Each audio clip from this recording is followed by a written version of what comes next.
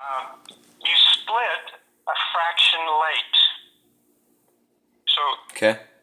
there's a net, which I said in my CDs. There's a net for a reason. If you're on the baseline, I'm on the baseline, and you hit a ball, drop hit. You hit a drop hit, you're behind the baseline, let's say a foot.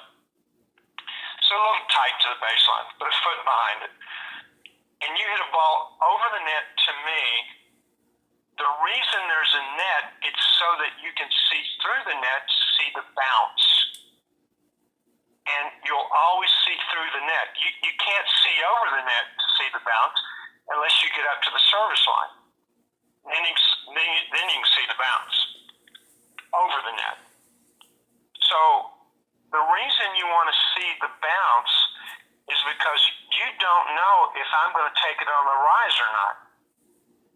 And that's what happens in tight matches. So you and I we're rallying, but not me. Let's say not me. Let's say it's Djokovic, okay? Yeah. And it's a tight match, and the pressure's thick. And all of a sudden on one point, you're splitting your split jump the same time every time. And then on that one point, he steps up and takes it on the rise while you're slightly up in the air. You're now a half a step behind the ball, and now you have to rush it, and you miss the pass by a half foot. That's what happens under pressure. So the split is timed just before I hit it. It's split and go.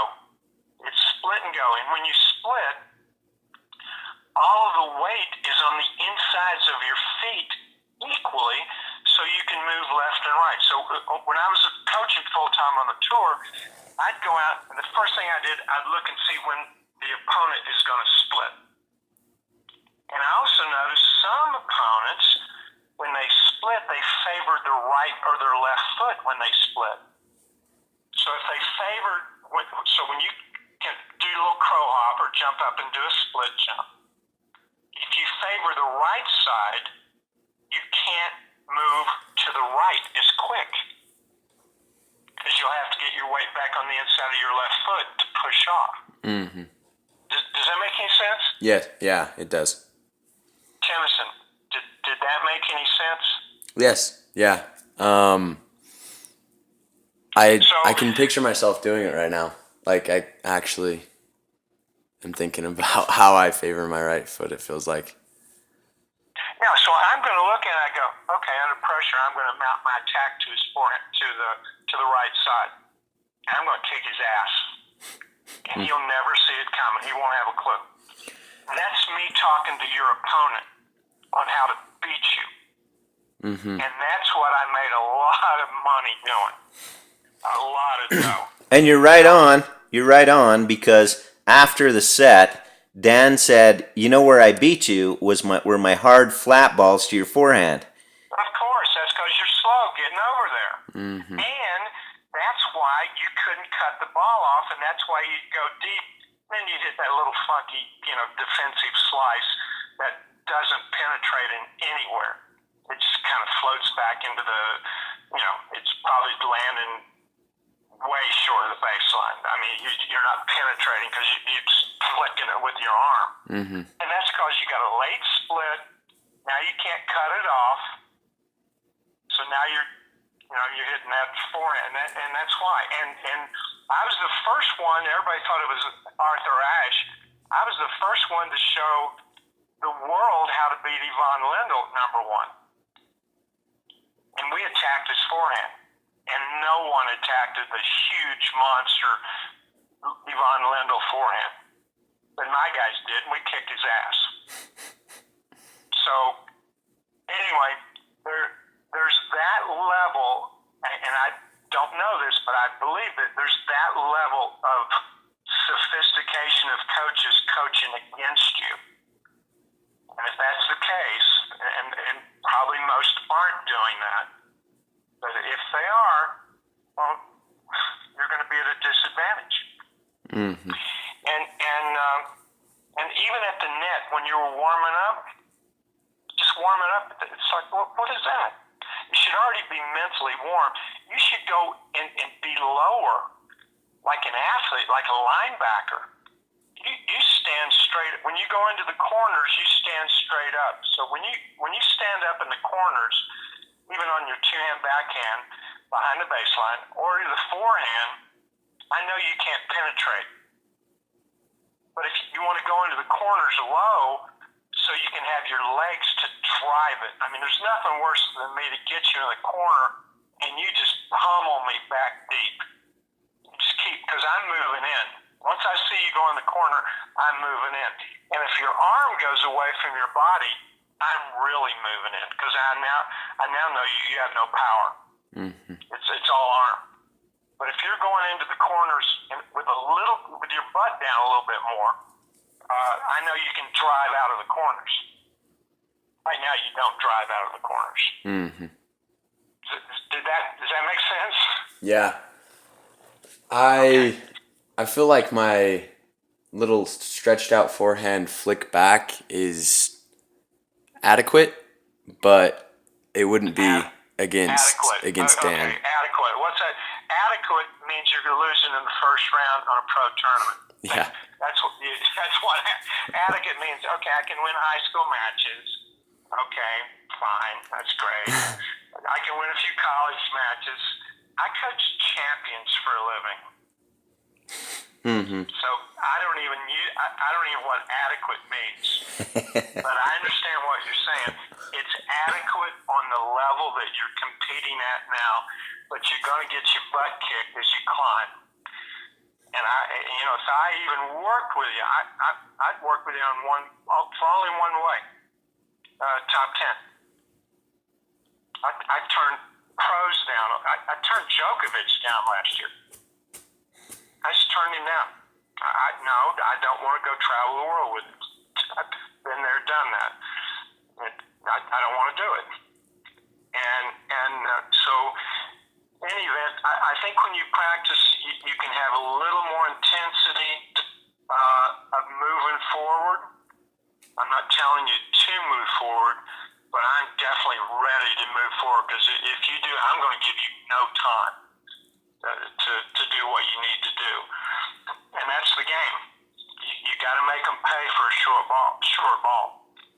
Mm. You got to run them, or you just got to flat get to the net and beat them out of the air. But you got to be ready to go. And when you come to the net, you're standing straight up. I know you're warming up, but if that's not how you're going to play, why are you warming up like that? Yeah. You're kind of warming up, like you have it already physically warmed up. Before you get on the practice court to hit some balls to warm up, you should already be physically ready to play. First point, intense. And wait till you play a number one player in the world. You're going to see intense. It's possible to get out there against an adult and think, I may never win 1 point. The mental intensity is ferocious. That's the game today. And it was there mentally when I was out there a lot, but it's every point's intense, and it'll wear you down, that intensity. So you got to practice with that intensity, so that's just who you are. Every point, you give away nothing to nobody. And if you're playing high school matches, they get no points. That way you're showing respect to your opponent. You beat the crap out of them. No points. If you can do it, you don't get them any slack. It's easy to drop a couple of games, matches you can beat. But to me, when you do that, you're showing them no respect. Show somebody respect by beating them to death. Now you say, I respect you so much, I'm not going to let you catch one breath. Did that make sense? Mm-hmm. Yeah, that's how the guy I was playing, Dan Battistone, that's how he plays. Even with his 10-year-old son, when he was playing. I've coached 7 national amateur champions. 7. And probably 20 state champions. Personally, coached them. And when my daughter was nationally ranked, I beat the crap out of her. I didn't give her anything. Oh well, but to me the biggest thing here is you need to kill the judge in you. You need to fire the coach, quit coaching, and don't put yourself down. When you roll your eyes and blow your breath, it relaxes your opponent so that they can hit out. I'll hit out and finish shots, but if you're stoic, and this is a battle of energy. Can you feel my energy on this phone call? Yes, sir. Okay. Well, that's how I'm going to play you. It's me sending energy on the other. Which side's more important? You listen to my CD. It's the other side, right? Yeah. That's your information center. Tells you when to go, how to go. Do I shuffle? Do I hold butt? How do I go? Do I have to cut it off? How do I go? So the other side is the information center, but you need to be sending the energy, and I want your opponent to feel you.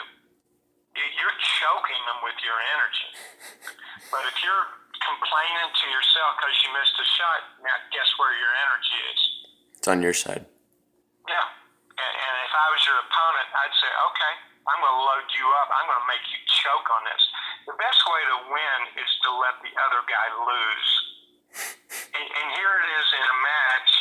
It's not to go out and just beat the crap out of everybody. Let them lose. And I would let you lose by just keeping the pressure on you and let you choke to me. So I'm an expert because I choked. McEnroe, I coached Peter Fleming full time on the tour. I know McEnroe, he was the first champion to look me in the eye and goes, I've choked 10 matches in majors. And he started telling me all the ones he's choked. So, everybody's choked. You just don't want to choke very much. And eventually, hopefully, you don't choke at all. But you got to practice sending the energy. You just can't say, well, this is a big match. I'm going to really focus now. It's not like turning on a water faucet on and off. You got to practice doing it every time, intense, and they got to feel it. And then you need to turn your tennis brain off and not think. You need to get away from the game. You need to take breaks. In the changeover, 90 seconds, clear your mind. Don't be thinking, and don't be replaying what just happened. Shoulda, coulda, woulda. If you want to get into a flow of the zone where you're winning points in a row over games, 6 points in a row, 7, you just build. I want that next point, next. And that's your battle cry, next. Keep the energy flowing away from you. And your opponent will choke on it. Anyway, that's my tip du jour for no reason, but you seem like a good guy, and I'm doing that for you. Thank you, Jim. All right, man. That was inspirational right there. Let me tell you now. Well, all my best. You've got a bright future. Even when I saw you serving, sometimes you're ready to receive. Think about it. How could you possibly ever be late when you serve and the guy hits a hard return and you're not ready? It's like, wait a minute, I started the point. How can I not be ready for the return? And you were late a few times on the return. Yeah, and that's what Dan was also telling me to work on. He was saying serve, return, and then the first ball. And because it's true, when you're starting the point, it's really up to you to be able to be ready. You're not ready. It's like, seriously? Yeah. But you gotta be that kind of intense, energy-wise, on every point. And again, that was practice. Put you in a pressure situation, you'll choke your brains out. And you don't want that, so prevent that. Practice for being in those moments of truth. And the next move or non-move dictates the set or the game or the match. And you got to practice.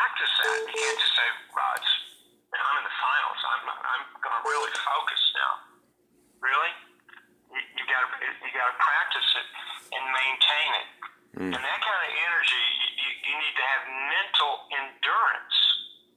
I mean, today, matches are going 5 hours. Banging the ball like you guys bang it. I mean, holy crap. That's crazy. 4 hours? Yeah. 3 hours, okay, big deal. That's easy. But it's that mental intensity that wears out your opponent. And they don't want to play you anymore. Not because you got a big forehand or because of your game. It's just like, oh, God, this guy just worked. They won't even admit it. You wear them out mentally. They can't catch their breath. That's the advantage. That's top three guys. You know, if you look out there on the tour, who's winning, and then you look down and you go, well, it was Kyrgios, the Aussie. Is he winning? It's No, Florida. he's injured. Oh. He's got no mental energy. Yeah. No. He chokes. He plays chokes. Curious. Yeah, he plays a lot I of know tennis. his coaches. I coached all the old Aussies, Kim Warwick, the Phil Dents, the John Alexanders, Ross Case, all of these old Aussies are now, in some way influencing the young Aussie tennis players. But if you look at him, I mean, he can't hold his focus for 2 sets. He can play one set that's like, oh my goodness, you're the greatest player ever. And then he'll lose his focus. Yeah. 2 to 3 games. The top guy is Federer. This guy is on you from day one. First point. Nadal, first point. Djokovic, not so much now. He's let other things in his life chip away at that focus. He has. I mean, I know that for sure. And Murray, he struggled to have that intense focus all the time. He'd get pissed off at himself. He'd roll his eyes when he misses a shot. When you're in the zone, you don't do those things. So you want to practice being in the zone every day. That's the key to being successful. All right, well, listen, my best to you, and one last thing. You've got an awesome father. Listen to him. I'm sure you don't always Yes, agree, sir. and I'm sure you get pissed off when he's on you all the time, but all he's doing is reading your body language and just telling you what he's seeing. So don't get mad at him.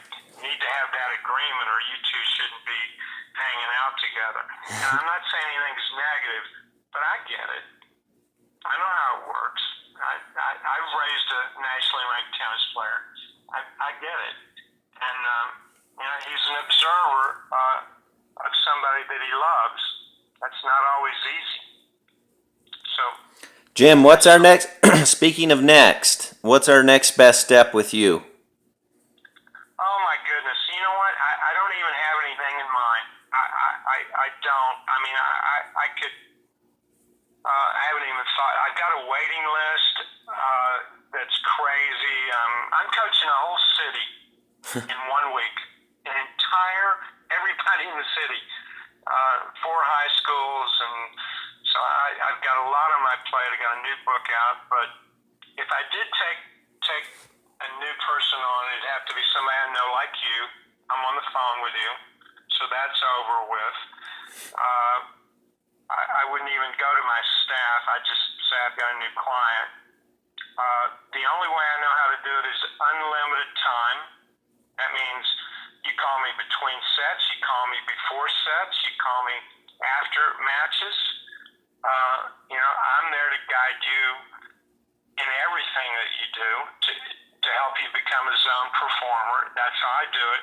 24/7 access. And I do get the 2 a.m. phone calls, hopefully not from you. But at some point I might, if you're playing in Tokyo or in Rome. Those I get. I got 2 clients in Japan now. So I was on the phone at 3 a.m. this morning. And, that's just how I do it. And, I mean, my fees are definitely at the top of the food chain. I do and could make an exception for, high school, college student. And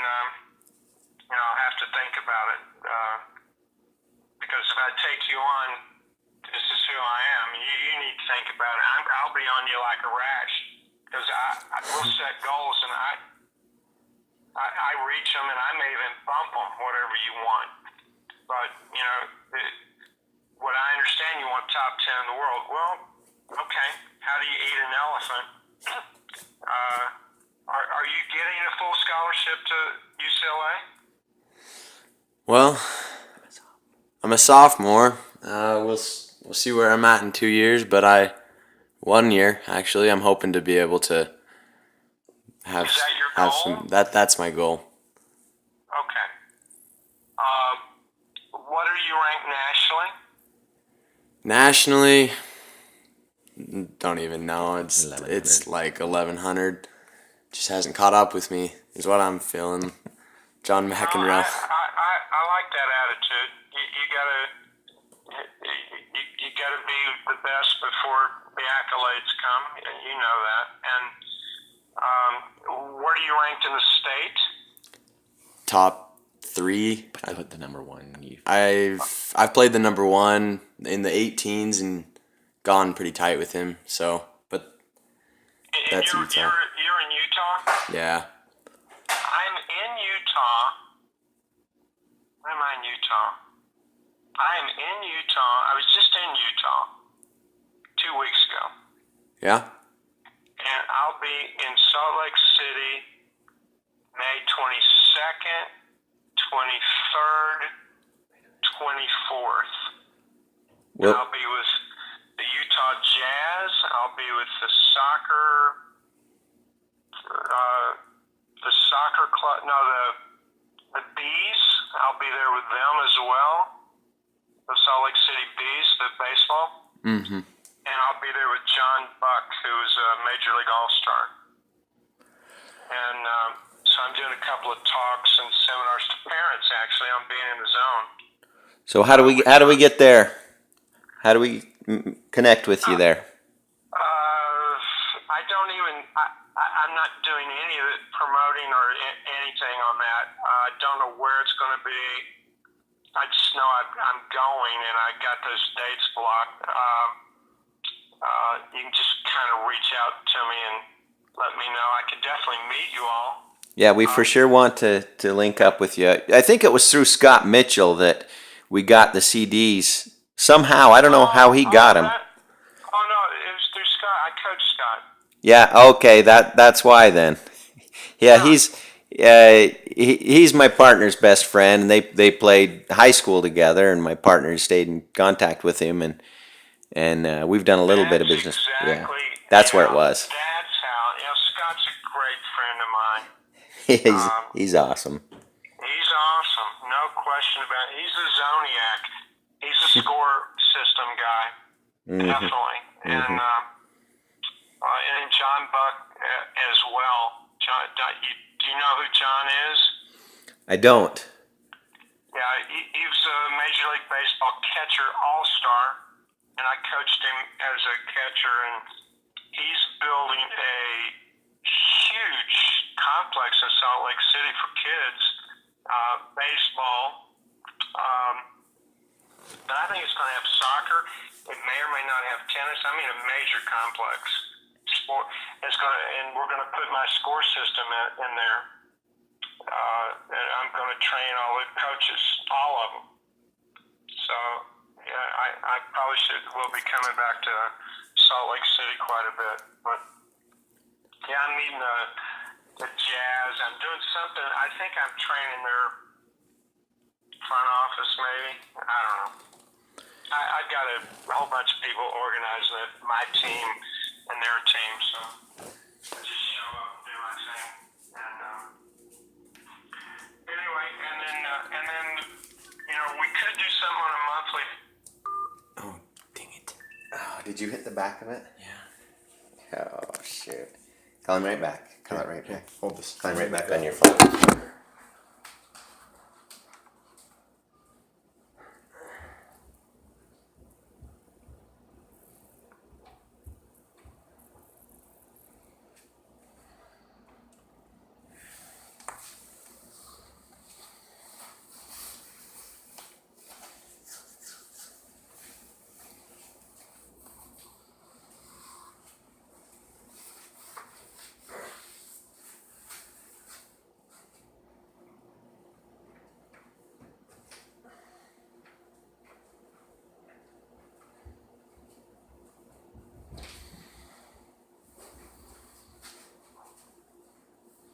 calling back on your phone. I can leave him a message.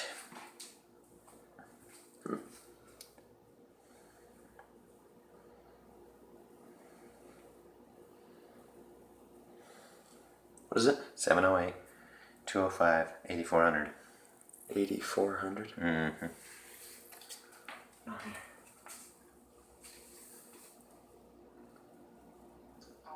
Yeah, so sorry about that.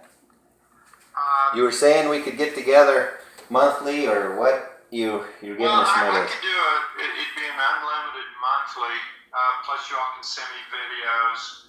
And then, occasionally I'm going to be out there, hopefully on someone else's dime, so that there's no expenses to you.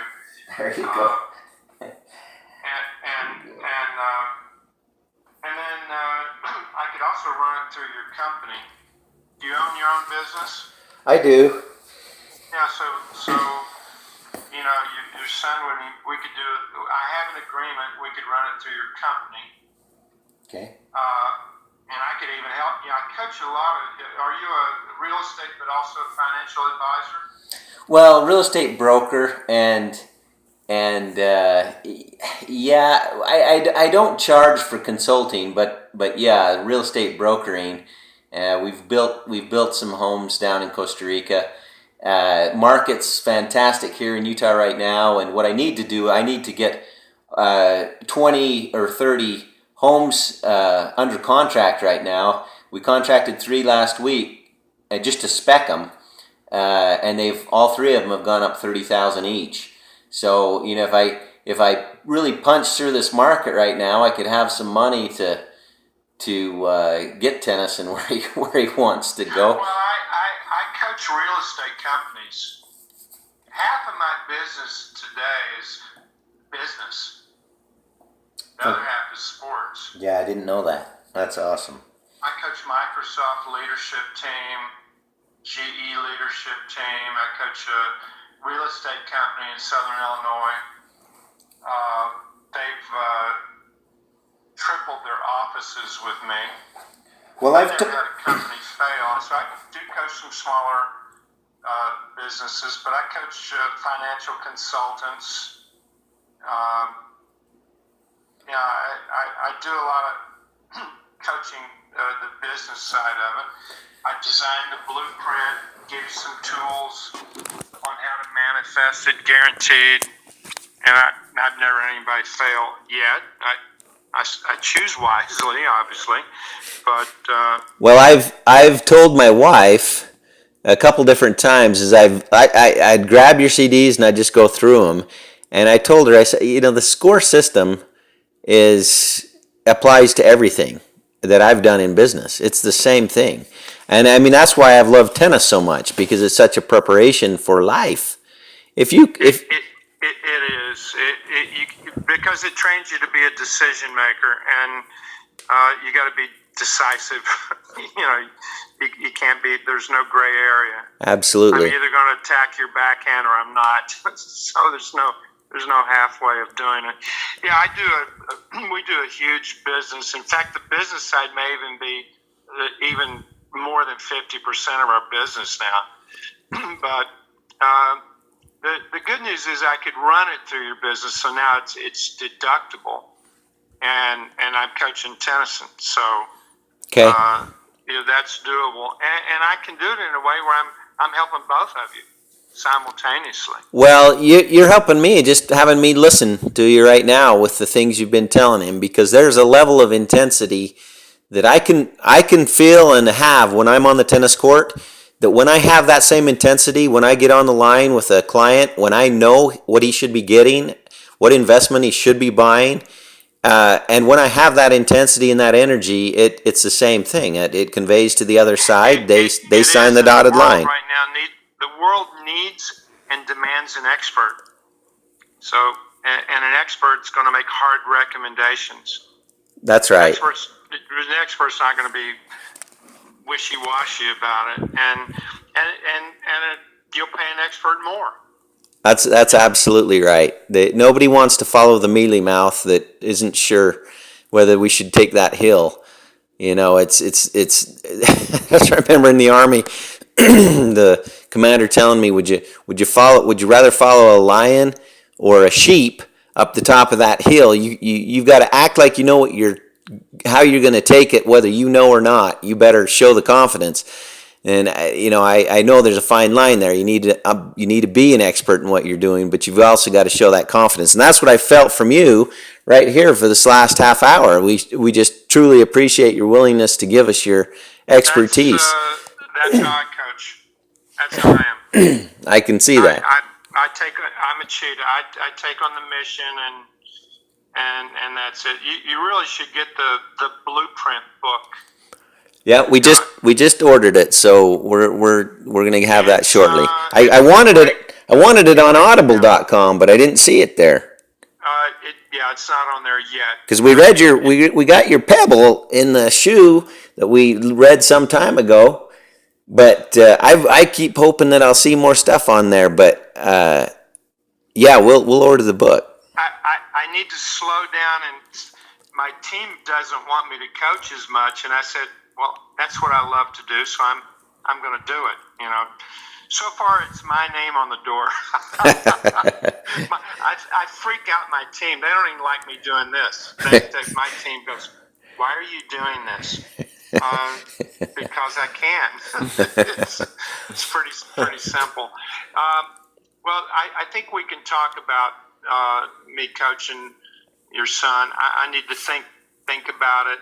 Obviously, I need to charge you for that because once I'm full, and I'm always almost full, but I like helping the underdog, the person that's not number one. I get I turned down Djokovic. Somebody said, "Well, that's crazy. Why would you do that?" I go, "Well, I didn't want to spend a month in France. I've done that. I don't want to do that." So it's not about ego. It's, do I want to do it? Can I do it? And do I have the time to do it? But coaching Tennyson on the phone, helping you on the phone, I know I can help you make more money. And you should make hay while the sun is shining. And yes, it's God's country. Start building some homes, man. So I totally get that. But let me do this. Let me ponder it. I'm not even going to make an offer. This wasn't a sales. I don't make sales calls. I don't sell. That's not what I do or need to do. And if I can do you